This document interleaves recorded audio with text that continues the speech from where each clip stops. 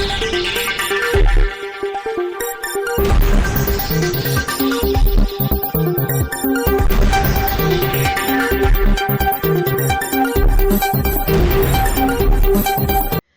દર્શક મિત્રો, આપ જોઈ રહ્યા છો શિરોડ સમાચાર।